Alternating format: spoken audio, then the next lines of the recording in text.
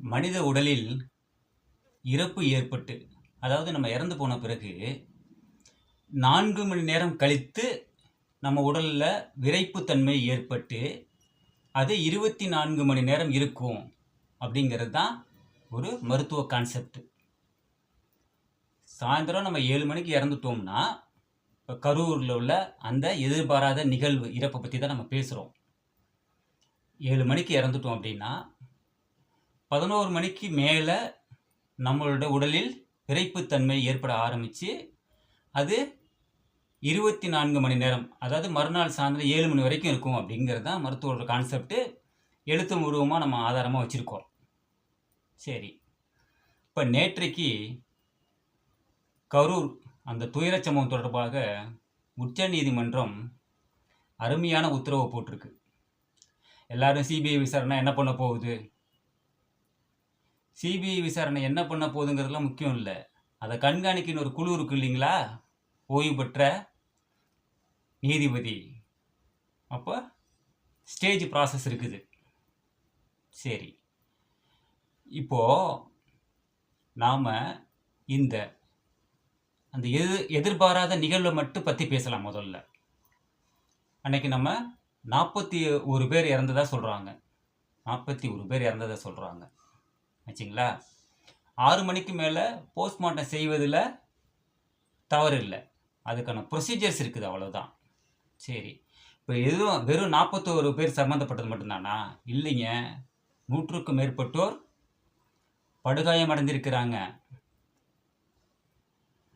தனியார் மருத்துவமனையில் யாரேனும் அனுமதிக்கப்பட்டு அவர்கள் விவரம் முழுமையாக வந்ததாங்கிறது இன்னும் தெரியல. அப்போது அந்த இறந்து போன 41 நபர்களின் போஸ்ட்மார்ட்டம் ரிப்போர்ட் குறைஞ்சபட்சம் 3 பக்கம் இருக்கும். அப்படின்னா இதுவே 120 பக்கம். 100க்கும் மேற்பட்டோர் கடுமையாக பாதிக்கப்பட்டு காயங்கள் ஏற்பட்டு மருத்துவமனையில் சிகிச்சை பெற்று வீட்டுக்கு போயிருக்காங்க. இப்போ அவங்களுக்கு ஒரு 3 பக்கம் அப்படின்னா ஒரு 150 பேர் அப்படின்னா கிட்டத்தட்ட 450 பக்கம் மருத்துவ அறிக்கை மட்டும் போஸ்ட்மார்ட்டம் ரிப்போர்ட் சேர்ந்தது. இந்த 450 பக்க அறிக்கை தான் முழுமையாக படித்தாதான் துல்லியமாக சொல்ல முடியும் எப்படி இறந்தாங்கன்னு. சரிங்களா. அப்போ வெறும் போஸ்ட்மார்ட்டம் ரிப்போர்ட்டு அப்படியோட நிற்க போகிறதில்ல. அப்போ இந்த விசாரணை இதை முழுமையாக ஆய்வு செய்யும். இது ஒரு ரூல். அதுக்கப்புறம் ஜென்ரலாக ஒரு விசாரணை அப்படின்னு வரும்போது ஃபஸ்ட்டு அவங்க பார்க்குறது ஃப்ரேம் ஆஃப் ப்ரோக்ராம். அதை யார் பண்ணுனா, அதை யார் மானிட்டர் பண்ணுனா அப்படிங்கிறது தான். அதில் குறிப்பாக இந்த நாமக்கல் மற்றும் கரூர் மாவட்டத்தில் நடந்த நிகழ்வாக இருக்கிறதுனால ஃப்ரேம் ஆஃப் ப்ரோக்ராமும் டைம் ஷெடியூல் ஆஃப் ப்ரோக்ராமும் ரொம்ப முழுமையாக ஆய்வு பண்ணுவாங்க. என்னென்னு கேட்குறீங்களா? நாமக்கல்லை பொறுத்த வரைக்கும் அதற்கான உயர்நீதிமன்ற எல்லை வேற, காவல்துறையோட ஐஜியோட எல்லை வேற. கரூர் மாவட்டத்துக்கு உயர்நீதிமன்ற எல்லை வேற, ஐஜியோட எல்லை வேற. அப்போது நாமக்கல் மாவட்டத்தில் ஒரு ப்ரோக்ராம் ஆரம்பித்து கரூருக்கு வராது, காலை மாலைன்னு வைத்துக்கொள்வோம்.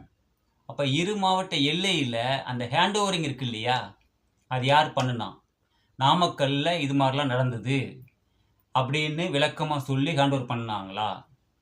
அப்போ ஃப்ரேம் ஆஃப் ப்ரோக்ராம்லேயும் டைம் ஷெடியூல் ஆஃப் ப்ரோக்ராம்லேயும் பெரிய இஷ்யூ இருக்குது, மிஸ்டேக் இருக்குது, தவறு இருக்குது. நல்லா தெளிவாயிடுச்சிங்களா? சரி, ரொம்ப ரொம்ப முக்கியமான விஷயம்.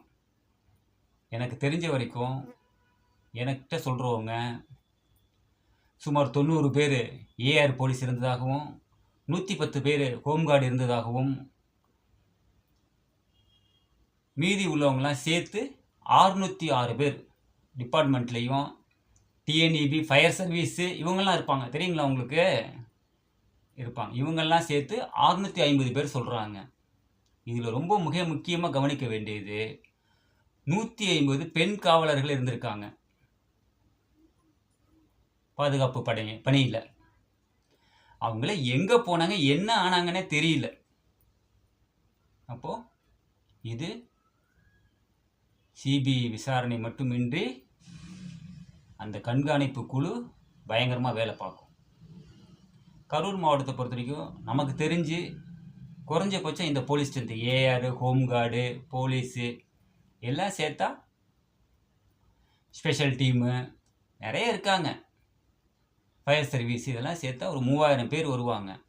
அப்படி இருக்கும்போது நீங்கள் வெறும் 600 650 ஸ்ட்ரென்த்து தான் நாங்கள் கொடுத்துருக்கோம் அப்படிங்கிறது எந்த விதத்துலேயும் ஏற்புடையது அல்ல.